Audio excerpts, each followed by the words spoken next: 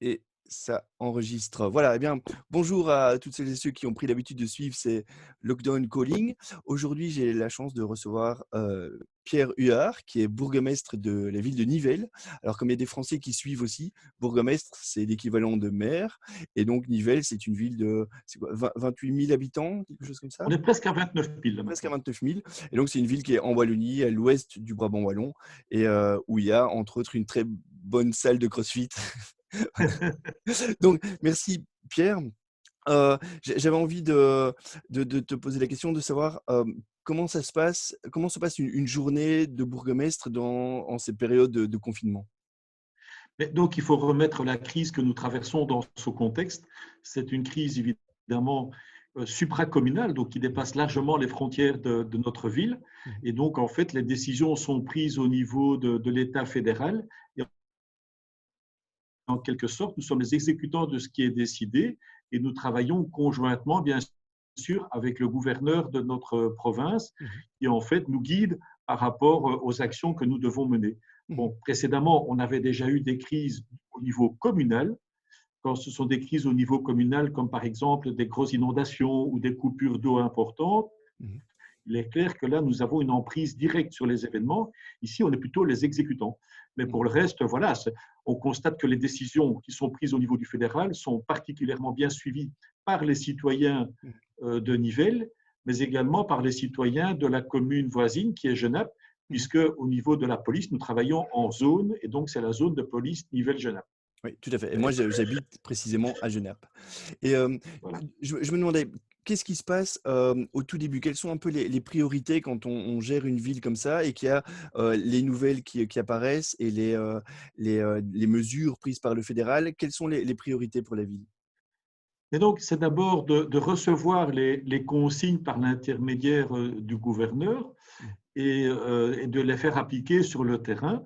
Mmh. Bon, ce qu'on appelle au niveau des plans d'urgence, donc la discipline que représente la police est évidemment essentielle, Mmh. puisque c'est elle qui est sur le terrain. Toutes les autres personnes sont censées être confinées, et donc c'est la police qui est sur le terrain et qui vérifie que les règles, enfin les mesures prises par l'État fédéral sont bien respectées, ce qui est le cas, puisque en moyenne, sur le territoire Nivelles-Genappe, ce qui représente quand même de l'ordre de 16 000 hectares et qui représente 45 000 habitants, nous avons environ une dizaine de PV dressés tous les jours, ce qui est évidemment très faible.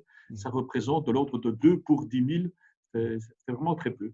Et sinon, pour le reste, eh bien, nous assurons, nous, le transit des fameux masques dont on parle tout le temps Ouais. au niveau des médias, puisque nous recevons les masques, principalement les masques qui viennent du fédéral, mais également venant de la région wallonne, Mmh. via le gouverneur. Mmh. Et les masques sont accompagnés des listes des bénéficiaires et donc nous assurons la bonne distribution aux personnes qui en ont réellement besoin. D'accord et tu parlais de la population, je voulais justement demander un peu comment avait réagi la population nivelloise à toutes ces mesures. Donc visiblement, ça se passe plutôt bien, quoi?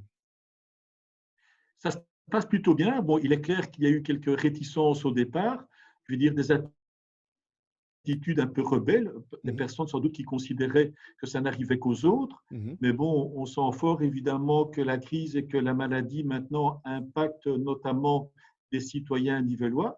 Et donc, je pense que tout le monde est bien conscient que tout le monde est concerné par cette maladie et doit agir dans son intérêt et dans l'intérêt des autres.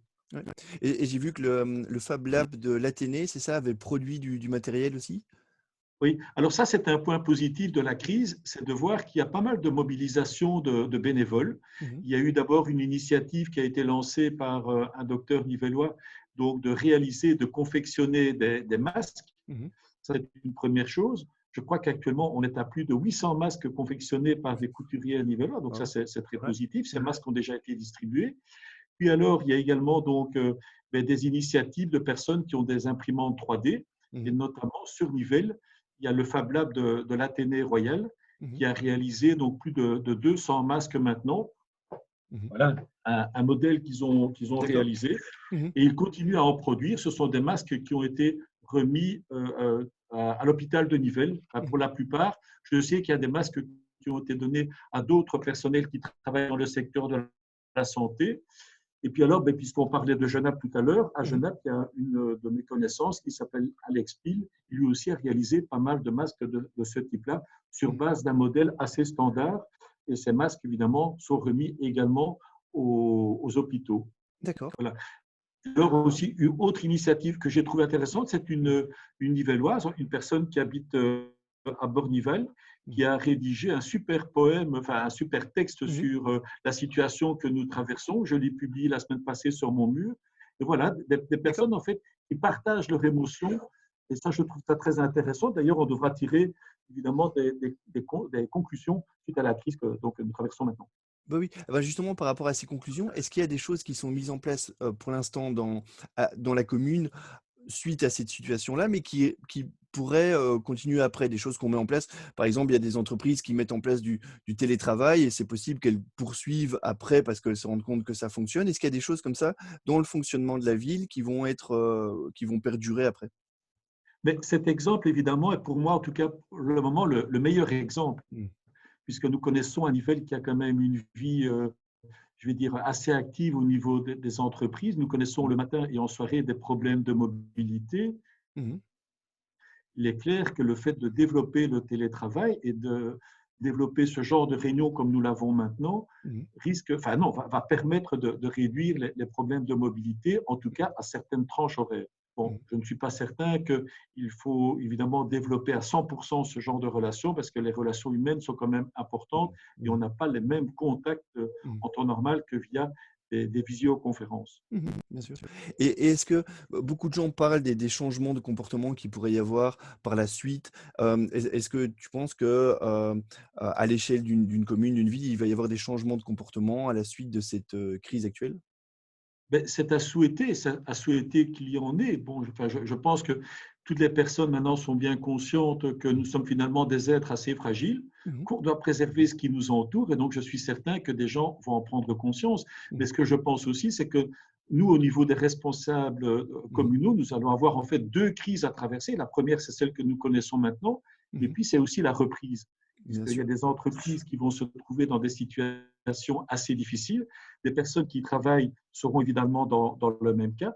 Et donc, c'est évidemment un contre-coup qu'il va falloir gérer Mmh. sur le beaucoup plus long terme que ce qu'on nous annonce maintenant. Mmh.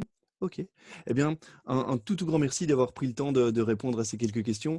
Je sais que, les journées doivent être bien remplies quand on doit gérer une ville en cette période-ci. Donc un tout grand merci d'avoir pris le temps de Oui. répondre à mes Et questions. en ce qui me concerne, ben, je pourrais faire aussi du télétravail, mais ça, je ne le souhaite pas parce que nous avons différents moyens de communication, comme le téléphone et autres, Mmh. que je ne sais évidemment gérer qu'à partir de mon bureau. Et donc, je tiens, malgré la situation, à être Mmh. présent du matin au soir à ma place. Voilà. D'accord, très bien. Eh bien, un tout grand merci. Je vais, couper l'enregistrement. On peut après se dire au revoir, hors antenne, comme on dirait, à la télé Voilà. et voilà. Eh bien, un tout grand merci, Pierre. Mmh. Ben, c'est avec plaisir. Merci encore. Ouais, de rien, merci.